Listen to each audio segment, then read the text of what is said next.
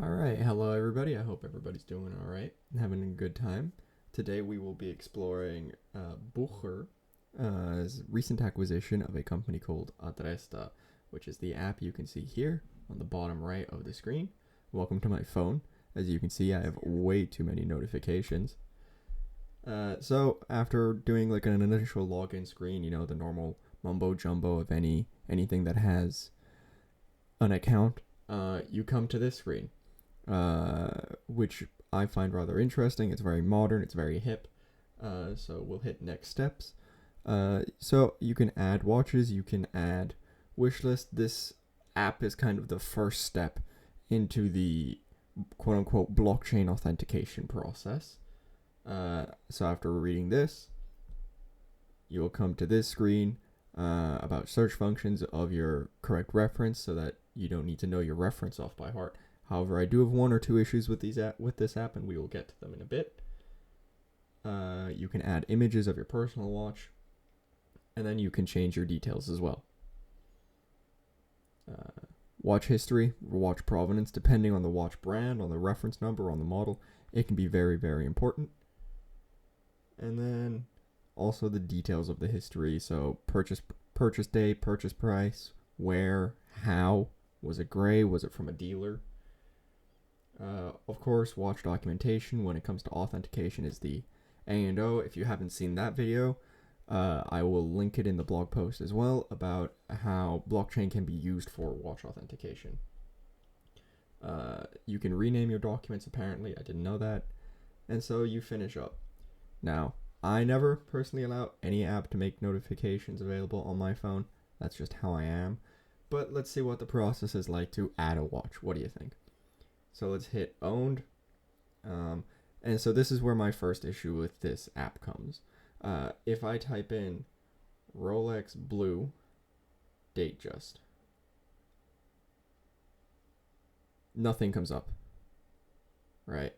Now, one of the most popular Rolexes is a 36mm blue dial Datejust. So here it is. So I had to look up the millimeter size and the dial color just for it to come up with the correct watch.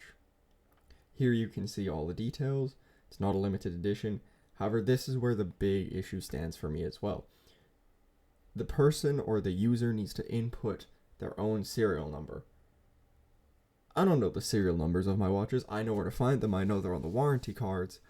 However, most people won't look at this, know this. If they bought a watch without a serial, without the card, they'd need to take the band on, or even worse, in certain watch brand cases, they would need to open the watch case just to see the serial number. Now, I know this isn't a 36mm serial number, but hey, it's a placeholder for now, okay?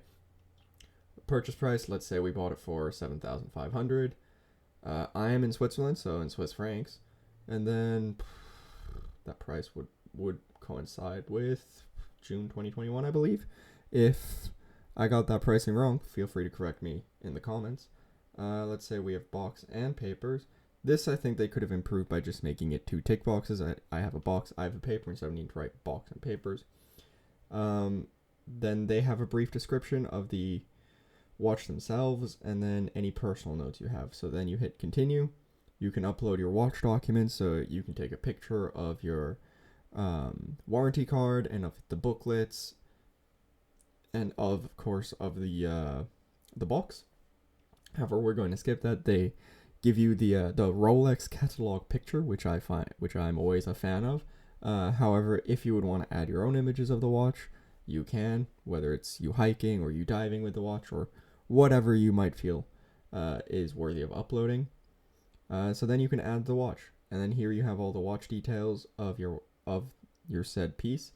But yeah, I do think, looking at the dashboard and everything, I think it's a bit of a okay app. It's the first step. However, it's business to consumer.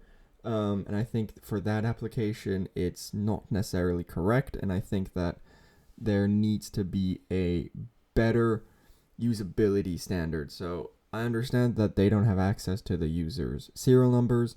However, I think that they need to also give instructions on where to find the serial number of the watches, and they need to make the search function better. So as you saw when I typed in Rolex blue Datejust, I should have been able to get the 41mm reference and the 36mm reference with the different combinations. Granted, there's, I think, about 8 or 9 different combinations that can be blue dial Datejusts. However, that's not enough, and I think their generative search function should be able to handle that.